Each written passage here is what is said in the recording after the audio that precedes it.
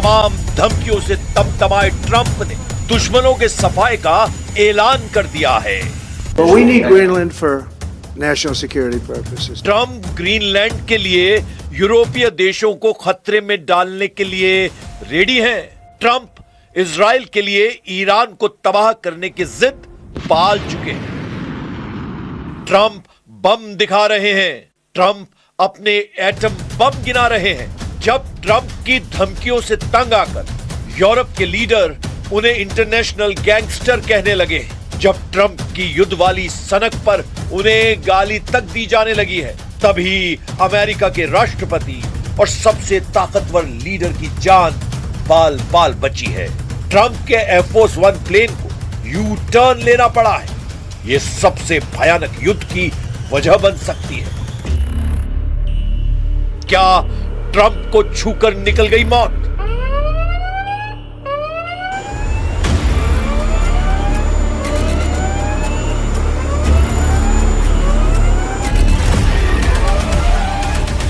क्या air force one बन जाता बम?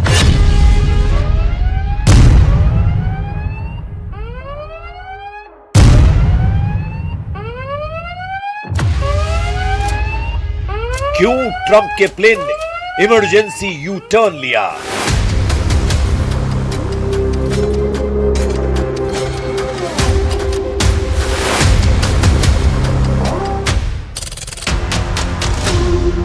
ट्रंप ने क्यों कहा अब धरती पर नहीं बचेगा ईरान? वह हादसा है या विश्व युद्ध भड़काने वाला षड्यंत्र?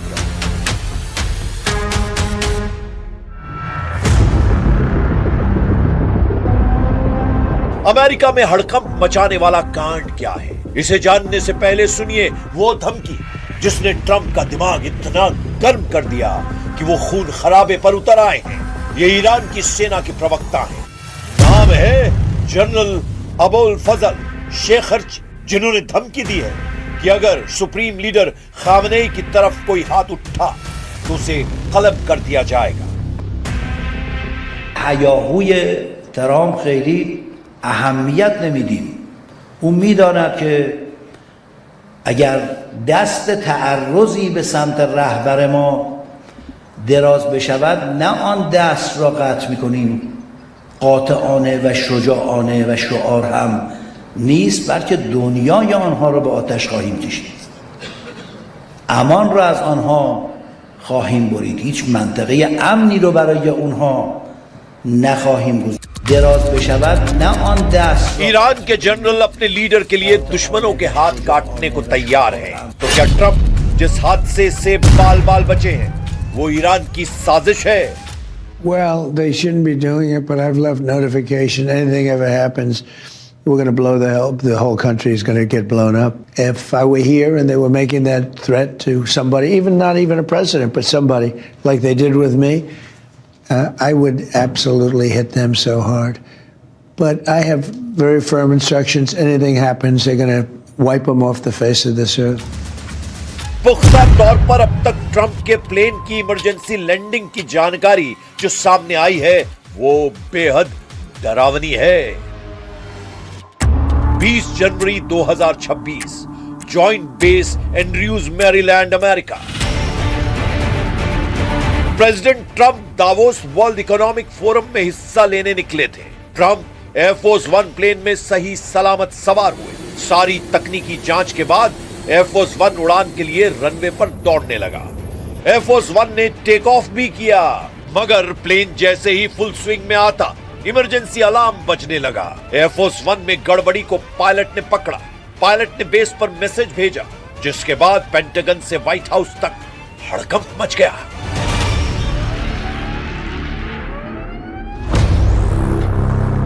उड़ान के दौरान ट्रंप के एयरफोर्स वन में इलेक्ट्रिकल प्रॉब्लम आई थी। ट्रंप की सुरक्षा को देखते हुए प्लेन को फॉरेन एंड्रयूज बेस पर लैंडिंग के ऑर्डर दिए गए।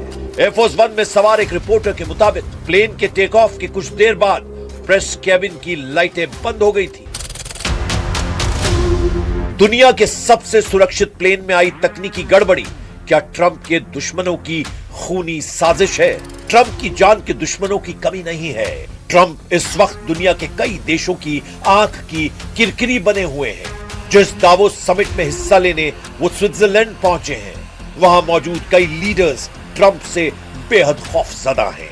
ग्रीनलैंड पर ट्रंप के रुख से यूरोप के देश डरे हुए हैं। नेटो जैसे संगठन के टूट जाने के आसार बन चुके हैं। स्वीडन के प्रधानमंत्री ने नेटो के देशों की एकजुटता बताते हुए अमेरिका को उसमें शामिल तक नहीं किया है। पहले वो बयान सुनिए, फिर नेटो का गणित बताते हैं।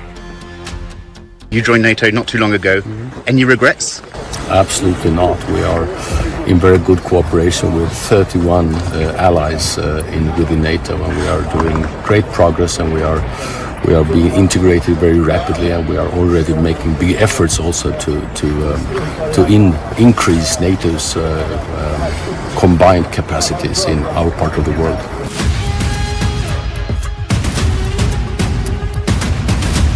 नेटो 32 देशों का सैन्य संगठन है, जबकि स्वीडन के पीएम उसे सिर्फ 31 देशों का संगठन बताने लगे हैं। ये साफ सिग्नल है कि नेटो में अमेरिका की दादागिरी बर्दाश्त के बाहर हो चुकी है, क्योंकि ट्रंप के टैरिफ ने भी यूरोप में कोहराम मचा रखा है। ट्रंप ने ग्रीनलैंड पर टैरिफ का नया हंटर चला दिया है, जिसके विरोध में कनाडा खुलकर उतर आया है। कनाडा के प्रधानमंत्री ने ट्रंप को नेटो के आर्टिकल 5 की याद दिलाई है।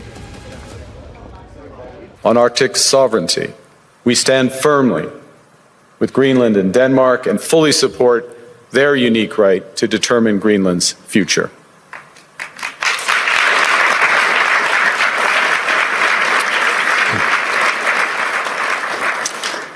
Our commitment to NATO's Article 5 is unwavering. So we're working with our NATO allies, including the Nordic Baltic Gate, to further secure Davos पहुंचने से पहले ही ट्रंप ने अपने सारे पत्ते खोल दिए हैं। उन्होंने अपने सारे दांव आजमा लिए हैं।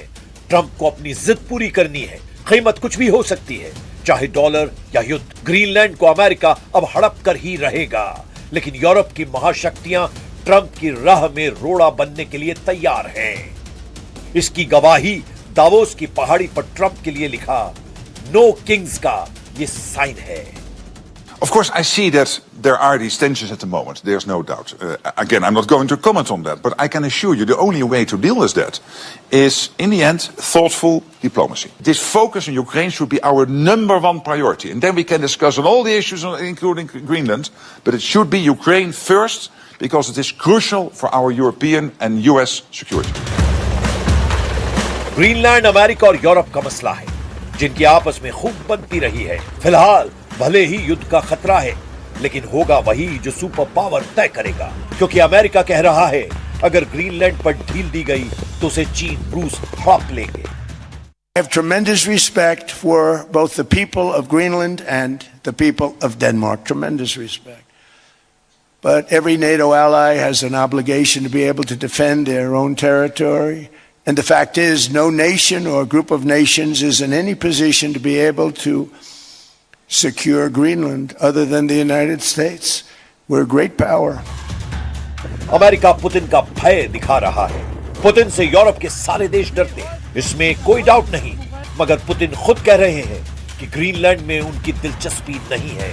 इसलिए फिलहाल जिस युद्ध के भड़कने के पूरे चांस हैं, वो ईरान अमेरिका का फाइनल युद्ध है। द वॉल स्ट्रीट जर्नल के मुताबिक ट्रंप ने सहयोगी देशों से ईरान के खिलाफ फाइनल मिलिट्री ऑपरेशन का प्रेशर फिर से बनाना शुरू कर दिया है। ट्रंप ईरान के खिलाफ संयुक्त देशों की सेना उतारने का प्लान बना चुके हैं। ट्रंप ने ईरान पर की सीक्रेट वॉर मीटिंग में बार बार यह दोहराया है कि उन्हें फाइनल रिजल्ट चाहिए। व्हाइट हाउस और पेंटागन के सीनियर अफसर से ईरान पर एक्शन के सारे ऑप्शन ट्रंप ने मांगे हैं। ट्रंप ईरान में उथल पुथल मचाने के लिए तैयार हैं। उन्होंने मिशन ईरान में कुछ जरूरी शर्तें भी जोड़ी हैं, जिसके बाद ट्रंप, पेंटागन और व्हाइट हाउस से उन्हें जो सुझाव मिले हैं, उसमें ईरान में मिलिट्री ऑपरेशन का मकसद ईरान की सरकार को गिराना बताया गया है। दूसरे सुझाव में ऑपरेशन का मकसद इस्लामिक रेवोल्यूशनरी गार्ड कॉर्प्स के सैन्य अड्डों पर हमला करना है। ट्रंप को मिले तीसरे सुझाव में सुप्रीम लीडर अली खामनेई को बंकर से किडनैप कर अमेरिका ले जाने का दावा किया गया है, जबकि ट्रंप ने अपना एजेंडा क्लियर करते हुए कहा है कि ईरान से निर्णायक युद्ध शुरू किया जाए। ट्रंप ने एक इंटरव्यू में यह तक कहा है कि उन्होंने ईरान पर आदेश दे दिए हैं, अगर कुछ भी गलत होता है तो पूरे देश को धरती से मिटा दिया जाएगा। ट्रंप की इसी धमकी के जवाब में ईरान के जनरल ने दुश्मनों के हाथ काट लेने की धमकी दी है।